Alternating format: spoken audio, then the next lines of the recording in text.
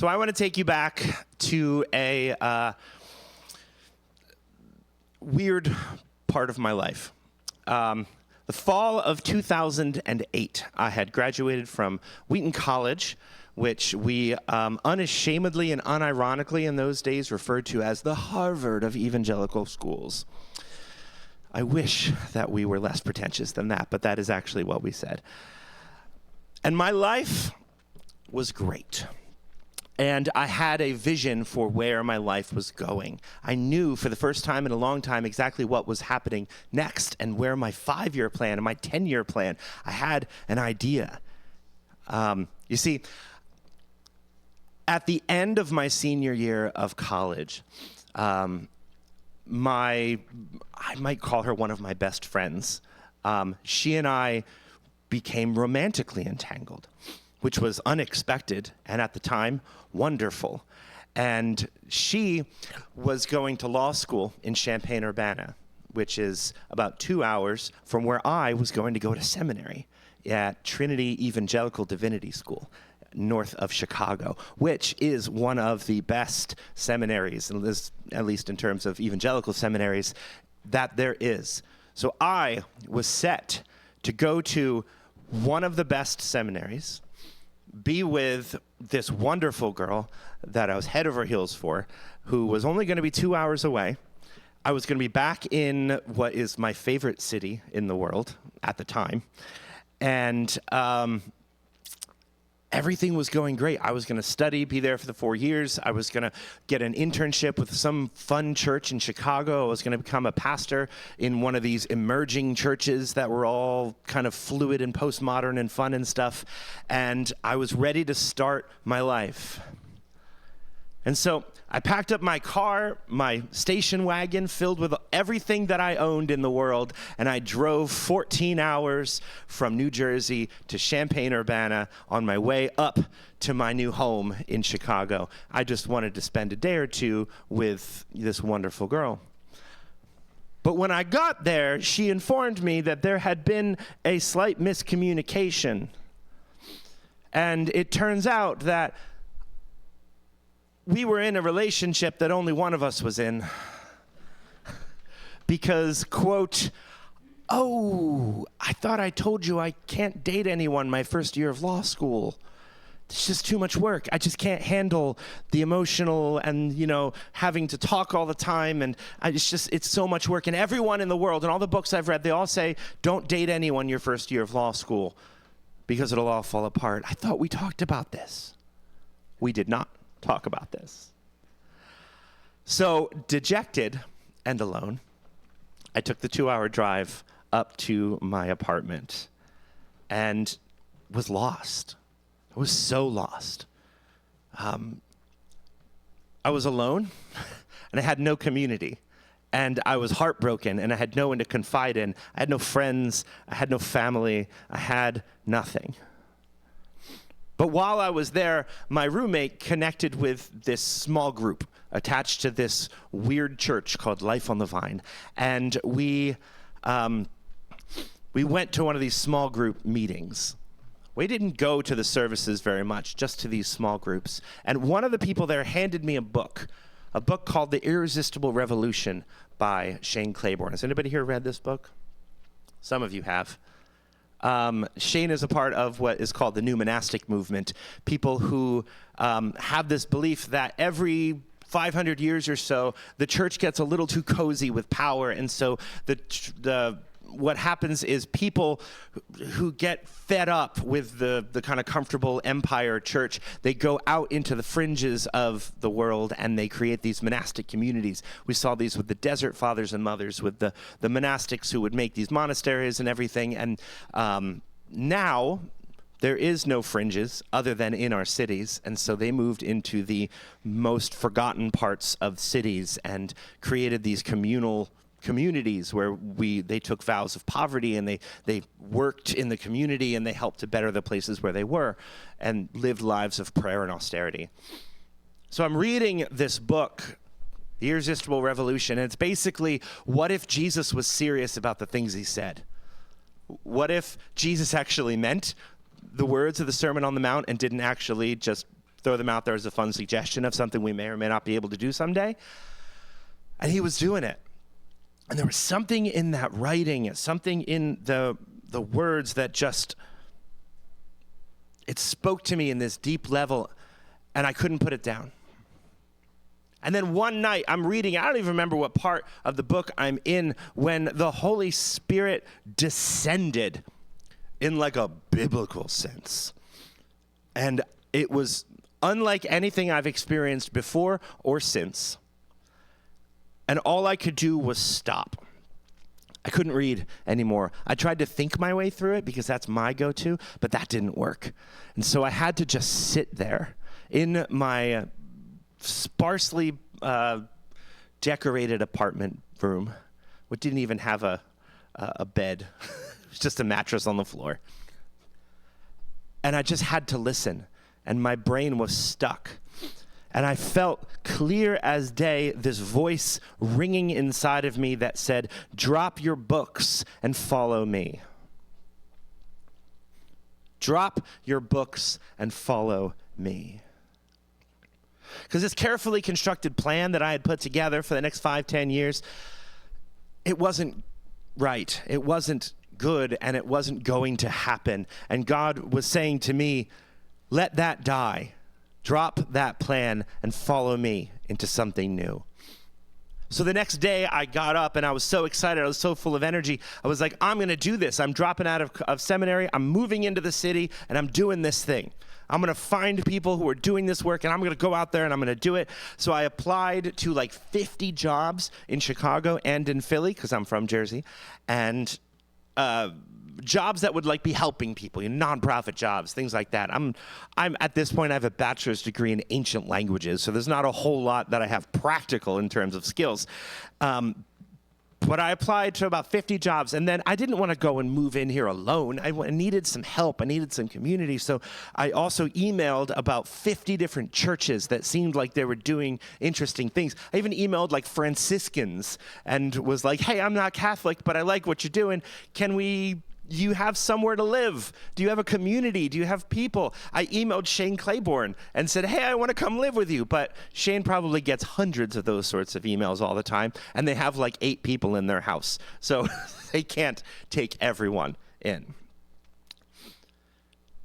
So weeks passed. I got nothing. No responses to anything. Starting to get discouraged. Maybe I was wrong. Maybe I just had a seizure. Maybe it wasn't the Holy Spirit. And then I got an email back from a pastor from a church called Circle of Hope in Philadelphia. And he said, we actually have an intentional Christian community that is connected to our church that's forming that is looking for one more person. I'll get you connected with them. And then that same day, I got one email back from a job, an AmeriCorps job, which is technically a volunteer job with a living stipend that works out to be like $6 an hour, in South Philly, teaching math at a disciplinary high school. So I got one job offer and one living situation, and was like, okay, there's my path forward. I'm going to move into the city. I'm going to work in the school district. I'm going to live in this intentional community. I'm going to fix the world. It's going to be great. I started to put together my 5-year plan based off of that, imagining where I'm going to be, what I'm going to do. I'm going to like grow dreadlocks, and I'm going to live in the city and be this cool crust punk who's going to fix the world. And then that lasted for a couple of weeks, months. Turns out the AmeriCorps job was awful. Couldn't support even myself living in intentional poverty, still couldn't afford to live. So I left it and found a job at a thrift store. And then fall came around and I thought, I think now's the time to go back to seminary. Because now I feel like I'm connected to a community. I've got a cause. I'm not in this now for just the book learning and getting smarter. Now I'm in this for the right reasons. I want to learn to better my community, to better my area. I want to become some kind of agent of change. That means I need to go back to seminary. But I'm super poor, and I don't have a car. And so if I'm going to go back to school, it has to be a place I can bike to. And living in West Philly, that meant one place, Palmer Theological Seminary. So I applied at the very last minute, like 2 weeks before the applications, 2 weeks before like school started. And they let me in. And I met her on the first day. The woman who worked in admissions talked to me for a while, and she was like, oh, I got to go. But you were like the nicest person I've ever met. Can I introduce you to the other nicest person I've ever met? She's over here. Her name's Nicole. Here, talk. Have fun. Now, I was dating someone at the time, so we didn't connect. It would be another year and a half before we got married. But here I was then. I found myself in this amazing seminary with these professors, being a part of this church that was changing the world, and I started dating this incredible woman. We got married during seminary. Boom, got it figured out. Here's my plan. My life is finally coming together. But as my tenure was drawing to the end and I was about to graduate, I didn't know what I was going to do afterwards because I had felt this call to pastoral ministry since I was 15, but I've always hated it and fled from it, and I didn't want to do it because I never felt like I was a good enough Christian to be a Christian leader of people. I can't stay Christian enough for long enough for anyone to ever depend on me, spiritually speaking. So I thought academia was a good compromise because nobody cares if your professor's having a crisis of faith, right? As long as they teach what they're supposed to teach. And so I had it in my head that what I really wanted to do was I wanted to get a PhD from Princeton Seminary in science and religion. It's one of the only places outside of California that offers a PhD in science and religion. At least they did now. They don't anymore. And that's my passion. That's what I wanted to do. I wanted to teach science and religion. I wanted to write books. I wanted to give talks, be a speaker. This is my passion. This is what I wanted to do. But I always felt a little guilty about it because I think God is supposed to call you to things that you hate, right? Things that are hard and difficult. That's what I was always taught anyway. I used to pray that God wouldn't make me a missionary because it sounds awful. So what I did was I enrolled in a class whose title is literally Discerning God's Specific Call and Vocation for Your Life, with the Reverend Gary Arntasoni. So I said to God after I enrolled and we went through the first day, you've got one semester to tell me exactly what I'm supposed to do. Because I've been left and right and up and down, and every 6 months my life takes a new direction, and I can't figure out my 5-year plan anymore, God, so please, I'm about to graduate, I need a little help. So a week later, a woman stopped me in the cafeteria, a woman that I have talked to maybe once in my entire life, and she said, it's Zack, right? I go, yeah. Hey, I don't even remember her name today. And she said, I have to tell you something. God woke me up at 2 o'clock in the morning when I was trying to sleep with a vision to give you, with a word to give to you. And I have no idea what it means, but it's going to eat me up until I tell you. I was like, oh, great. Lay it on me. She said, God, I got this vision, and you were standing behind a podium in front of a group of people, and I couldn't tell if it was a church or like an auditorium, or I didn't know what it was, and you were up there. People were calling you doctor, and there was something kind of science-y about it, and I don't know if that's like a medical doctor, or that didn't make any sense to me because you're in seminary and not in med school, but there was just something about it that was kind of science-y, but it was kind of like you were just speaking to a group of people, and I don't know if it was religious or not or whatever, but God specifically told me to tell you, it doesn't matter what you pick. You cannot go somewhere that God cannot follow. Does that mean anything to you? I was like, oh my God, that means everything to me. That is literally the answer to my greatest prayer in life. You just gave me permission to do what I want, what my heart yearns to do, and to not feel like I am running away from God like I'm Jonah running to Tarsus because I don't want to do the hard thing. So I felt like this weight fell off of me, and I could begin to dream again for the future. And so I made the decision, set in stone. I'm going to Princeton. I'm going to study science and religion. I'm going to become a professor, a writer, a speaker. I'm going to devote my life to this, and I don't feel an ounce of guilt. And Nicole at the time was planning on being a university chaplain. This worked out perfectly.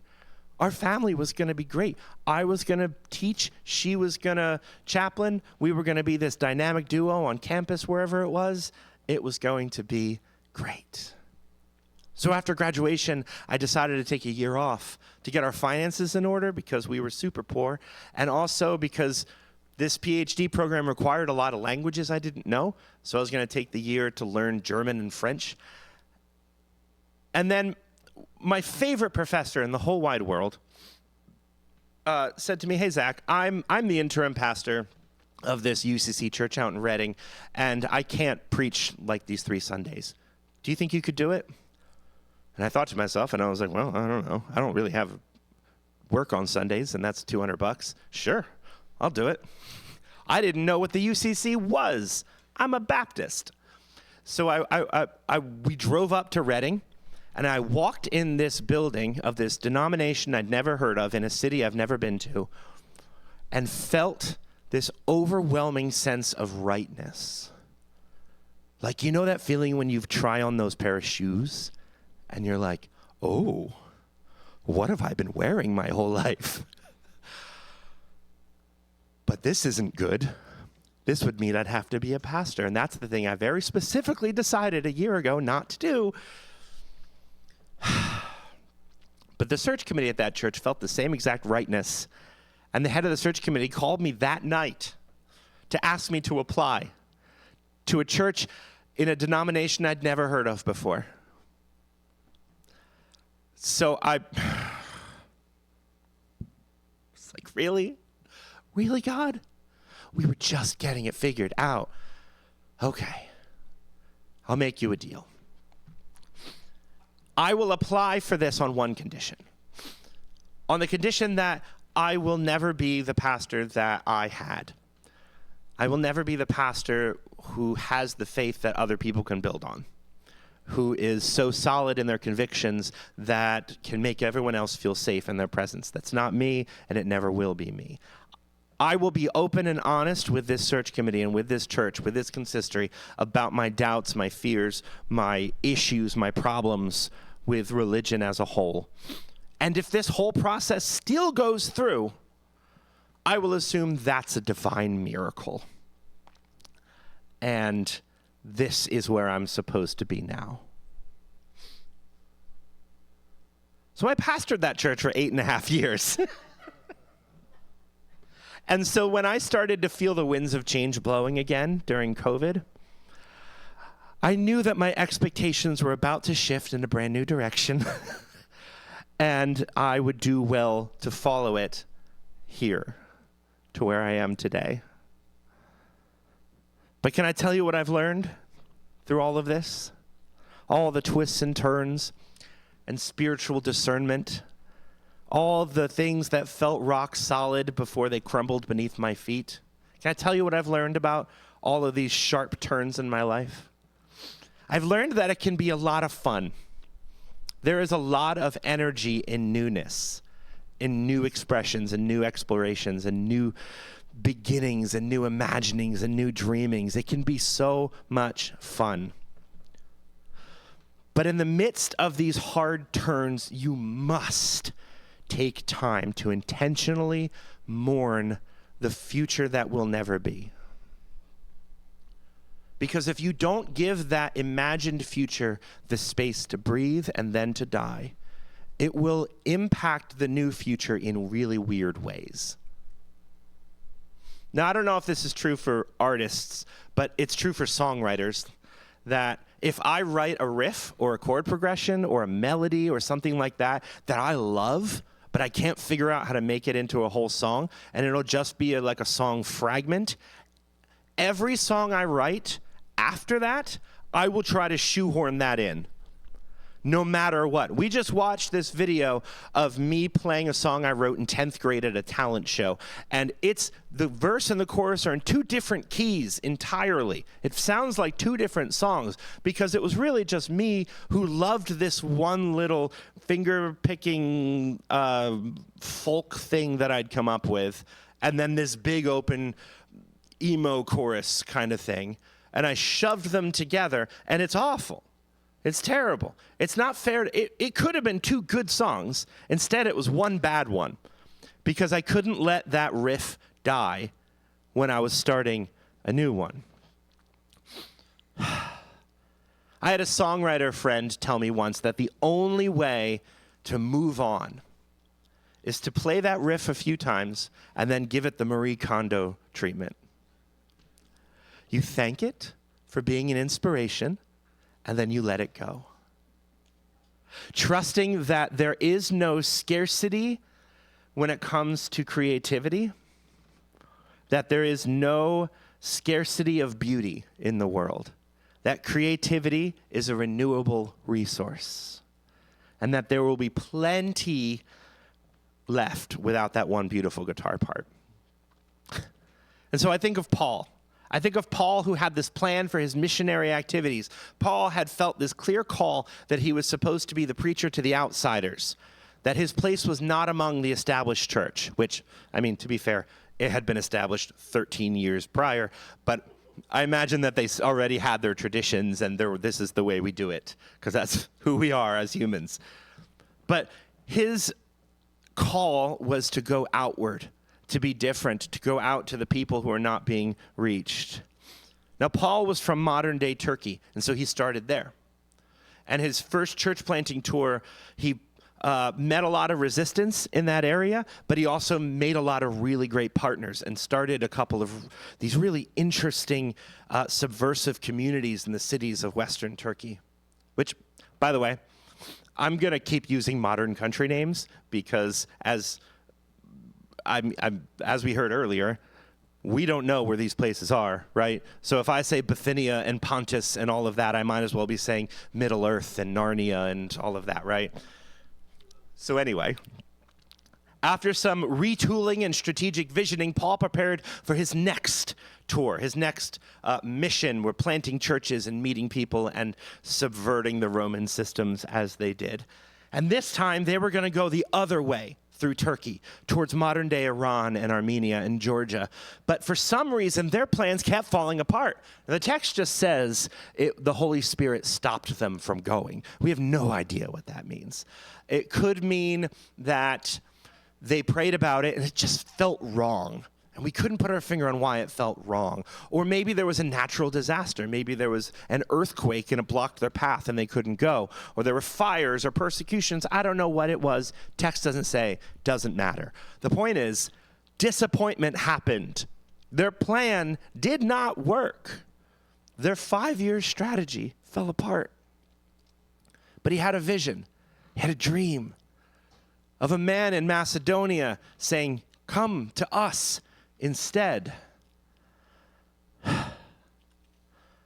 Come to Europe instead."